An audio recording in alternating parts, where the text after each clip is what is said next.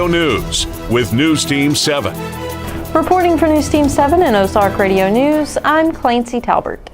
In a recent closed meeting, the Texas County Memorial Hospital Board of Trustees voted to make Bill Bridges the permanent CEO of TCMH. Bridges is a 30-year-old employee of TCMH and has been serving as interim CEO since February following the departure of Stacy Holland. Bridges referenced the legacy of healthcare at TCMH, citing the hospital employees, physicians, and the community coming together over the decades. Bridges has a master's degree in business administration from William Woods University in Fulton and also served 4 years in the United States Navy. Bridges and his wife Shannon own a small farm in Houston. Shannon is also a longtime TCMH employee, working as a technologist in the radiology department for 31 years. A new physician was also added to the TCMH team. Christina Grant is a doctor of family medicine and an obstetrics physician. She sees patients of all ages from birth through the end of life. She will also provide her obstetrics abilities to the TCMH hospital. A culvert replacement project is in the works for Howe County next week, says the Missouri Department of Transportation. This section of roadwork will primarily focus on the Mountain View area, Route 17 specifically. This section of Route 17 will be between Pine Street and Elm Avenue starting on August 12th until the end of the month. Those who drive in or around Mountain View can expect this roadway to be closed while the project is underway. This means the downtown area of Mountain View in front of the community center will likely be a difficult place to navigate over the next month, with a possible detour being from South 17 to James Street, then along South Elm Avenue past the maintenance area. Around the middle of July, the Big Lots Store Company had announced that due to the company's battle with worsening financials, they will be closing stores across the U.S. The company has now released the list of stores that they plan on closing, and the West Plains location is not on that list. 315 stores will be closed down around the United States, with 75 out of 109 stores in California closing and several of the 106 locations in Florida on the chopping block too. According to CEO Bruce Thorne, the company's failure to meet its sales goals can be blamed on continued pullback in consumer spending by our core customers, particularly in high-ticket discretionary items.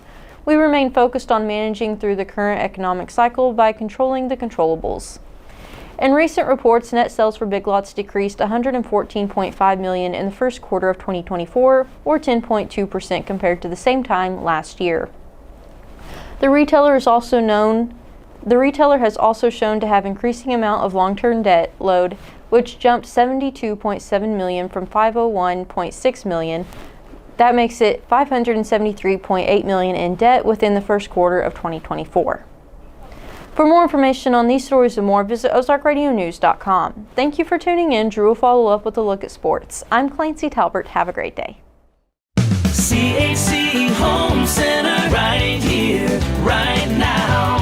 Who says you have to dread home improvement projects? CHC is here with advice and supplies to take the stress out of painting. They can mix any color paint you envision, so choose a room to get started and crank up the music. You are one paint job away from loving your space again. CHC is your source for home improvement, right here, right now. CHC Home Center, right here, right now.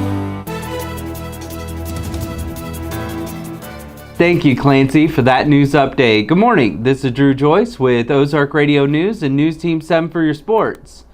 Misha has changed the rules for this upcoming basketball season. The new rule will incorporate the shot clock into high school games. The rule states the shot clock can only be used in boys and girls basketball regular season, varsity tournaments, and shootout style events involving Misha member schools with prior approval. The shot clock will have an allowance of 35 seconds. The recommendations came from Misha Basketball Advisory Committee, which is made up of representatives from member schools. For more information, you can visit mshsaa.org. The Royals escaped a sweep by the Boston Red Sox last night. The Royals won it 8-4. Bobby Witt Jr. scored his 21st home run of the season, and later in the game laced a 2-run double right before Pasquantino hit a 2-run homer. The Royals had a 5-run fourth inning to help bring in the win. The Sox lost with 4 runs on 6 hits and 1 error.